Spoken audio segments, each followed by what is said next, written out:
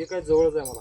4 दिवस लेट जरी झालं भरायला तरी काय हरकत नाही. फक्त बेड भरताना पालान शेणखत झाला हे शेणात तर गार झालाय का बघायचा, नंतरच मग गांडूळ वरती सगळ्यात वरती सोडायचं आपण. हे पालान शेणखत झालं की वरचं जे भरायचं आहे 1-2 दिवस गॅप द्यायचं, म्हणजे हे पूर्ण शेण हे सगळं गार होते. गार झाल्यानंतर वरचा पाला आणि मग शेणखत.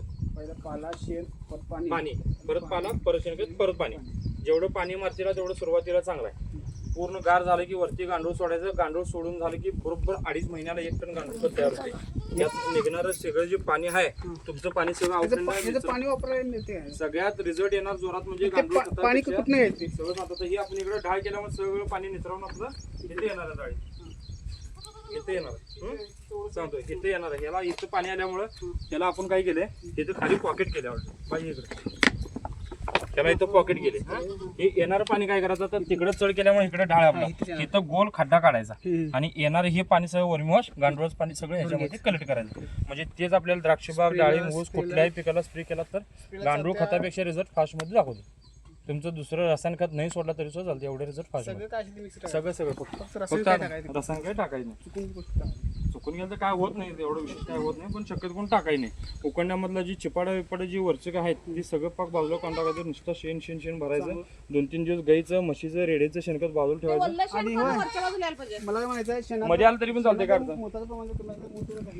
टाका की चालते. गांडूळ सोडूस पर्यंत मुताचं प्रमाण असू दे, शेण असू दे, गोमूत्र असू दे, जीवामृत असू दे, काही टाका चालते. फक्त एकदा गांडूळ ह्याच्यामध्ये सोडला पण की परत ह्याच्यामध्ये दुसरं काही सुद्धा टाकायचं.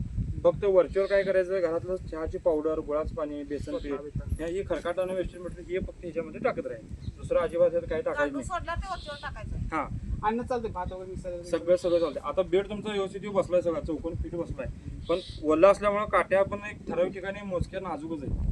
त्याला काय करायचं, पालान शेणखत झाला की बेड जर असं बाहेर पडायला वाटायला आलं तुम्हाला तर काय करायचं, लिंबाच्या का नाही ह्या जाडीच्या 4-5 काट्या काढायच्या.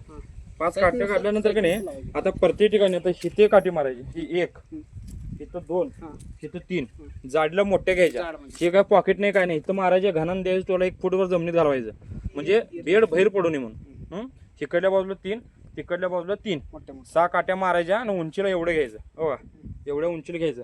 भविष्यात आपल्याला समजायला जर सावली करायचं असेल तर ह्या काट्या असतात, वरनं काय टाकायचं आणि वरनं शेड टाकून सोडलं की सावली पण होऊन जाते ऑटोमॅटिक. उन्हाळ्यात पुढचं प्रोसेस आहे. फक्त आता काट्या मारताना उंचीला मारा, म्हणजे पुढे नंतर जर ऊन वाढायला लागलं तर वरती आपल्याला सावली करता येते. चाल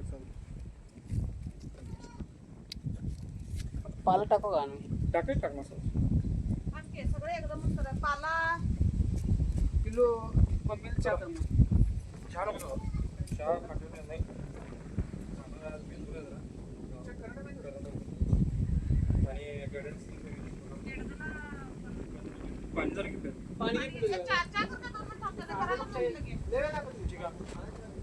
आता बंद करतो.